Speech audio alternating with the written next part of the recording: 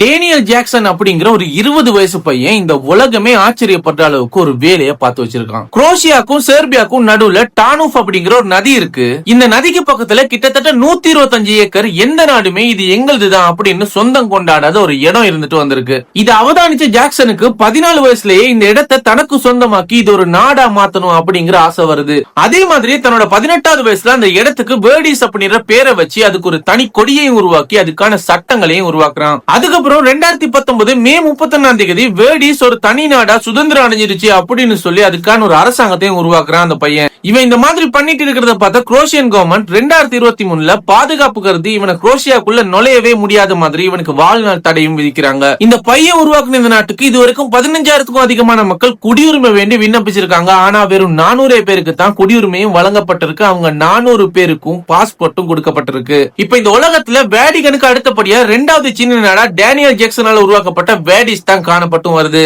என்னதான் Daniel ஜாக்சனுக்கு குரோஷியன் government வாழ்நாள் தடை விதிச்சாலுமே தான் உருவாக்குன அந்த நாட்டோட கவர்மெண்ட்டை வேற இடத்துல இருந்து நடத்திட்டு தான் இருக்கான் அந்த பையன். இந்த சின்ன வயசுல யாராலையும் நினைச்சு கூட பார்க்க முடியாத மாதிரி வேலையை பண்ணிட்டு இருக்க டேனியல் ஜாக்சனோட துணிச்சலான செயலை பத்தி நீங்க என்ன நினைக்கிறீங்க அப்படிங்கறத கமெண்ட் செக்ஷன்ல சொல்லுங்க.